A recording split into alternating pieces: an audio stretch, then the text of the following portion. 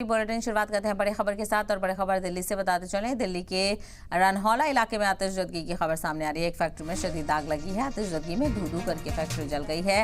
Ranhola police station के पास ये वाकया पेश आया है। फायर ब्रिगेड की 26 गाड़ियां मौके पर मौजूद है। इससे अंदाजा लगाया जा सकता है कि आग कितनी खौफनाक है।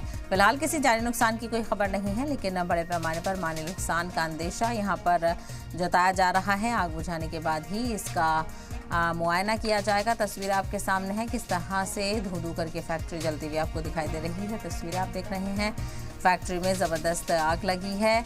और दिल्ली के रनहौला इलाके से खबर सामने आ रही है, जहां पर आतिशबाजी का वाकया पेश आया है। एक फैक्ट्री में ज़बरदस्त आग देखने को मिली और फायर ब्रिगेड की 26 के करीब गाड़ियां मौके पर मौजूद हैं, जिससे अंदाज़ा लगाया जा सकता है कि आग कितनी ज़्यादा है। फिलहाल किसी के जानी नुकसान की खबर नहीं है। फैक्ट्री में कोई मौजूद नहीं था, जानकारी मिल रही है, लेकिन बड़े पैमाने पर माली नुकसान यहाँ पर हुआ है। और इसी को लेकर ज्यादा जानकारी हासिल करते हैं हमारे नुमाइंदे प्रमोद शर्मा इस वक्त हमारे साथ जुड़ गए हैं। प्रमोद, जानकारी आपसे चाहेंगे, कैसे बताया जा रहा है आग लगी? देखिए, आग कैसे लगी है इसकी जांच जब पूरा पुलिंग ऑपरेशन खत्म हो जाएगा उसके बाद की जाएगी। हालांकि मुंडगा थाना पड़ता है, वहाँ पे बक्कर वाला ये इलाका है, जहाँ पर सुबह करीब 6:55 पर फायर ब्रिगेड को कॉल मिलती है कि फैक्ट्री में एक आग है।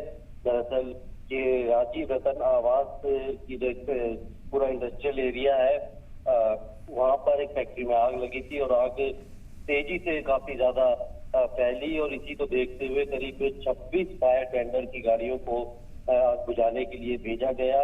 रात की बात ये थी कि सुबह का वक्त था, रविवार का दिन है और कोई अंदर फंसा हुआ नहीं था। अभी तक किसी के हताहत होने की कोई खबर नहीं आई है, लेकिन जो फैक्ट्री का जो सामान था उसका माल का नुकसान काफी ज्यादा हुआ है।